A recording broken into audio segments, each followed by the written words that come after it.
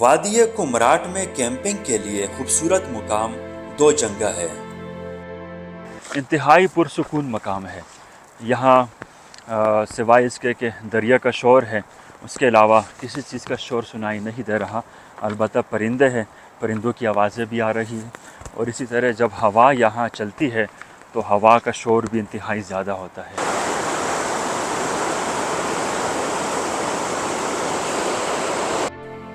دو جنگا وادی نما مقام ہے۔ دراصل یہ شاہزور جھیل اور کنڈل جھیل جانے کے لیے بیس کیمپ کا درجہ رکھتا ہے۔ یہاں تک جیپ ٹریک موجود ہے۔ یہ وہ مقام ہے جہاں پر ان دونوں جھیلوں کے پانیوں کا ملاپ ہوتا ہے۔ پہاڑوں میں گھرا یہ خوبصورت مقام وادی کمراٹ کے داخلی دروازہ یعنی تل بازار سے تقریباً 30 کلومیٹر دور ہے۔ بذریعہ جیپ سفر کا دورانیہ 3.5 سے 4 گھنٹے ہے۔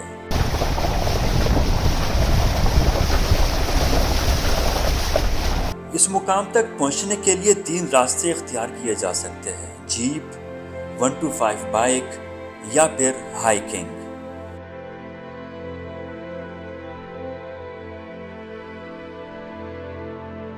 دوجنگا کیمپ سائٹ پر مختلف اطراف میں خیمے دیکھے جا سکتے ہیں۔ ان خیموں پر خیبر پختونخوا PDMA اور UNSCR کے لوگو بھی لگے ہوئے ہیں۔ یہ کوئی متاثرین کا کیمپ نہیں ہے، بلکہ دراصل یہ وہ خیمے ہیں جو 2 سال قبل جب یہاں سیلاب آیا تھا کمراٹ ویلی میں، دریا پنچکوڑا سے جو یہاں آبادی متاثر ہوئی تھی، تو مقامی آبادی کو یہ خیمے دیے گئے تھے۔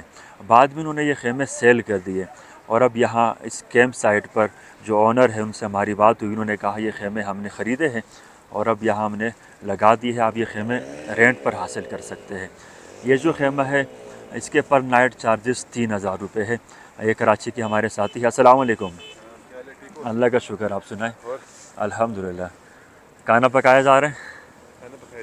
صحیح۔ اچھا، یہ خیمہ آپ نے 3000 میں حاصل کیا ہے؟ 3000 میں۔ ٹھیک، اندر سے دیکھ سکتے ہیں؟ جی جی۔ یہ خیمہ یہاں پر جو سہولتیں ہے، میٹریس ہے، اسی طرح کمبل اور تکیے بھی لگائے گئے ہیں۔ اس خیمے میں 1 2 3 4 5 میٹرس تو موجود ہے۔ اس کے علاوہ یہاں پر 6 7 8 افراد بآسانی یہاں پر لیٹ سکتے ہیں۔ اسی طرح جو چھوٹے خیمے ہیں محدود افراد کے لیے، وہ خیمے بھی میں آگے چل کر دکھاتا ہوں۔ یہ جو سامنے خیمہ ہے، یہ چھوٹا خیمہ ہے، اس میں 2 افراد لیٹ سکتے ہیں۔ اس کے پر نائٹ چارجز 1000 روپے ہیں۔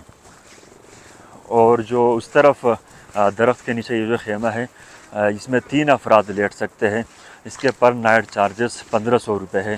ہم نے یہی خیمہ حاصل کیا ہے، مناسب پرائز ہے۔ اس میں بھی وہی سہولتیں ہے، یہاں پر میٹرس بھی ہے اور تکیہ اور کمبل بھی۔ میں یہ بھی اندر سے دکھلاتا ہوں۔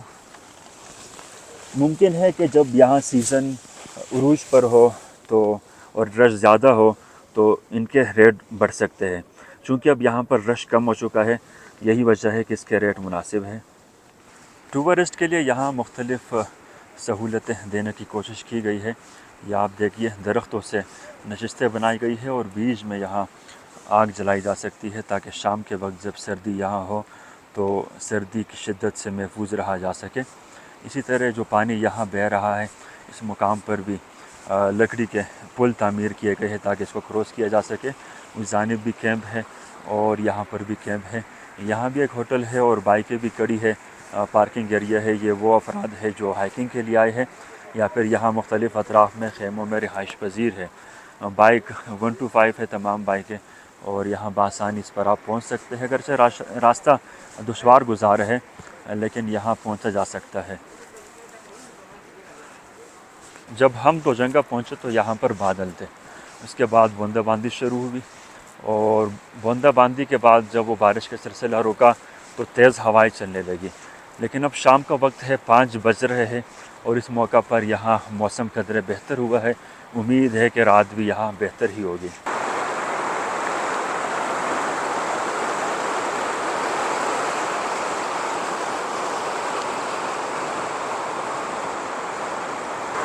دوجنگا کی وجہ تسمیہ یہ ہے کہ یہاں پر 2 دریاؤں کا ملاپ ہوتا ہے۔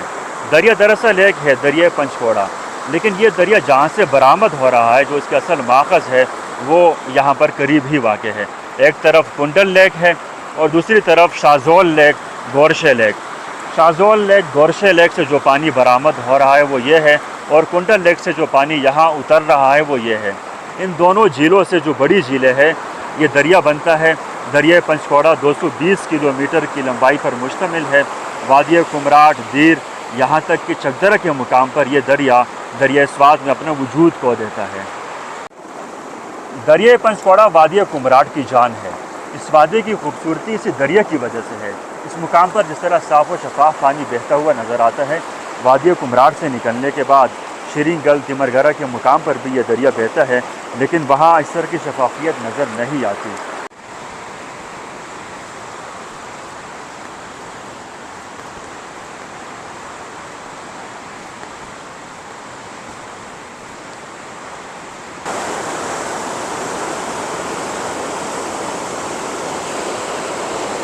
وادی کمراٹ میں رات چھوٹی ہے اور دن لمبے ہیں. یہاں اس موسم میں صبح 4 بجے فجر ہو جاتی ہے اور مغرب جو غروب آفتاب ہے وہ 7:40. عام طور پر کراچی میں جس طرح اگر ہم دیکھتے ہیں وہاں کے حساب سے فجر 1 گھنٹہ یہاں پہلے ہے اور مغرب 10 سے 15 منٹ یہاں لیٹ ہے. اس مقام پر سردی ہے لیکن اس قدر بھی نہیں، البتہ سردی واقعی محسوس ہو رہی ہے. اس کے توڑ کے لیے یہاں پر مختلف اطراف میں 2-3 جگہوں پر یہ ماحول دیکھنے کو ملا کہ آگ لگائی گئی ہے، اس کے گرد نشستیں ہیں اور جو افراد یہاں رات کیمپنگ کر رہے ہیں وہ اس کے گرد بیٹھے ہوئے ہیں. دوجنگا کے مقام پر کینٹین کا اندرونی منظر ہے. یہاں جو ریسٹورنٹ بنایا گیا ہے، ایک طرف سالن پکڑا، دوسری طرف روٹی اور تیسری طرف یہاں پیڑے بنائے جا رہے ہیں. کیا حال ہے جی؟ خیریت سے؟ یہ فش ہے، ٹراؤٹ فش، زبردست. اسی دریا کا ہے، ابھی شکار کیا ہے. یہ کیا حساب ملتا ہے یہاں پر؟ ٹراؤٹ فش کیا حساب مل رہا ہے؟ کتنے کا مل رہا ہے؟